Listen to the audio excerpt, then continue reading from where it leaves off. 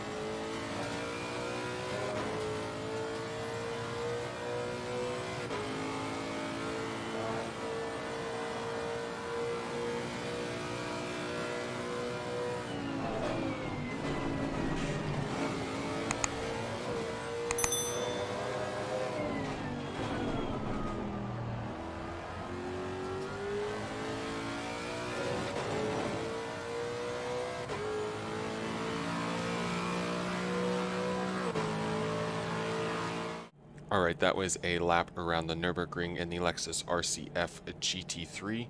Managed a 153.997. We'll take a look at the timetable here so you can see the sector times if you want to compare to them. I purpled all three sectors.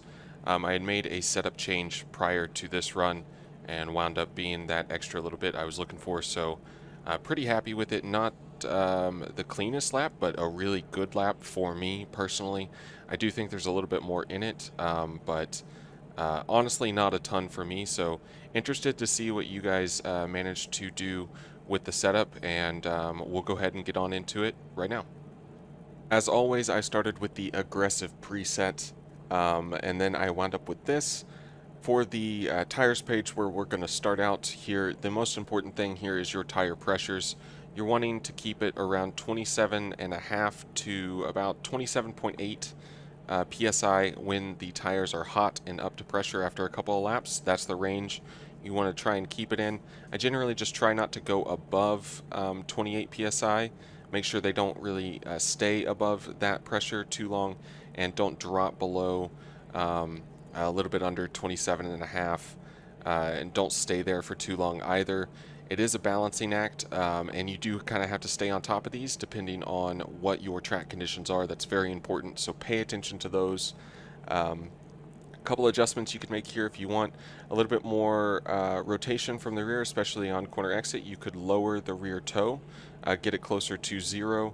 If you want a little bit more stability from the rear, you could increase the rear toe a little bit more, back up to about 0.1. You could go even a little bit higher if it's a little snappy on throttle for you for any reason. If you want a little bit more bite out of the front, you can decrease the toe as well. I wouldn't go much lower than 0.1, but you can increase that toe even by about 1/10 of a degree or something like that up to. and see if it gives you a little bit more bite, especially in the slower speed corners. See if that helps you out. The electronics page, short and sweet here. TC was on 3, ABS was on 3. You need to adjust these depending on where you are in your run, what your track conditions are like. All of this is going to matter. So play with these. There's nothing wrong with adjusting these if you need a little bit more support from the TC or the ABS, or if you want a little bit less. There's nothing wrong with it. The car has it in it for you to use, so make use of it and try and tweak it to give you the best it can really give you for the track conditions you're on. That's really the important thing. For the fuel and strategy page, it was just 35 liters of fuel for me, and really the notable thing on here is the brake pad compound, 2 on the front, 2 on the rear. You've seen my videos, that's the one I prefer. It's the best all-arounder kind of, so that's typically the one I use. If you want to go for a quality setup, you could try compound 1. I stick with 2. It's what gives me the best feeling. So, but you can play with those brake pad compounds if you want, and this should be a perfectly fine setup if you need to add more fuel to it. That's kind of the whole point of these. So, yeah, we'll move on. All right, getting into the nitty-gritty on the mechanical grip page. We've got 3 on the front anti-roll bar, 3 on the rear anti-roll bar. If that's a little too snappy for you, you can try decreasing the rear just down 1, maybe 2, and it should soften it up for you a little bit. Keeping the wheel rates the same as well, front to rear. It's what gave me the best balance, and there is such a mixture of slow speed and high speed corners around this track. I found if I was lowering the wheel rate on the rear, I was just getting so much understeer in the high speed corners, and they matter a lot for your lap time around here. Ultimately, softening the front anti-roll bar is what kind of helped me get the grip I was looking for in the slow speed corners, and then just having to be a little bit easy on throttle out of them. But it was pretty manageable. Another thing here is the bump stop range on the rear of the car to try and make it to where I don't have to run a ton of rake. So there is more stability. In the past, I've generally gone with rake to get a little bit more rotation. Going a different direction, trying something a little bit new for me, something I kind of understand, but we'll see how it goes. So lowering that bump stop range, so we get onto the bump stops in the high speed a little bit sooner. It should try and hold a ride height a little bit better. That way your aero balance doesn't go way to the back and make the car understeer through high speed corners. And a little bit of a compromise, but again, just seeing kind of how it works out. The car feels really good to me though, so that's encouraging signs anyways. Alright, on to the dampers now. You could spend so much time on these, it is kind of ridiculous. So basically trying to control the transition of the weight onto the front with the front bump and the rear rebound. It was a little bit snappy for me, so we've got the rear rebound up pretty high to try and hold the rear, keep it from rebounding so hard whenever you really stomp on the brakes, and that's the same for increasing the bump. Just slow the transition of the weight onto the nose, so the rear doesn't just become completely unloaded whenever you're trying to turn in. At the same time, to try and help with the traction on corner exit, and also just it does play a role definitely in the middle of the corner as well, but the rebound on the front, lowering the clicks on that so it's a little bit of a softer rebound on the front, so it's not holding the weight down quite as much. It will allow the weight to come from the front to the rear, so you get a little bit more weight over the rear tires and helping you with traction out of the corner. The dampers on this that I think could use some work for sure are the fast bump, fast rebound to kind of help with hitting the curbs. There's certain places where you don't want to hit them anyways, but if you do, it's quite unsettling. So something to look at there for some further improvements, but ultimately that's kind of the idea of what I was going for with the way these are set right now.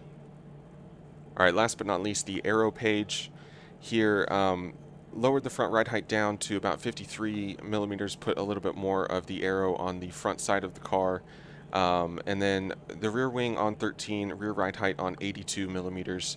The rear ride height there is not quite as high as I probably would have gone in the past, but as I said before, the bump stop range, lowering it, trying to keep the rear from going so low as it's compressing at speed. So getting away with running a little bit less rake, so it's a stabler platform, a better platform in the slow speed, medium speed corners. Um, I'll also say on the wing on the car, tried going lower than 13, and ultimately I just felt it was overall slower and worse to drive. So you can go that route if you want, but it was not something that worked out for me. If you do want to make the car a little bit pointier, you can try increasing the rear ride height, but I would take it pretty slow, 1 millimeter at a time.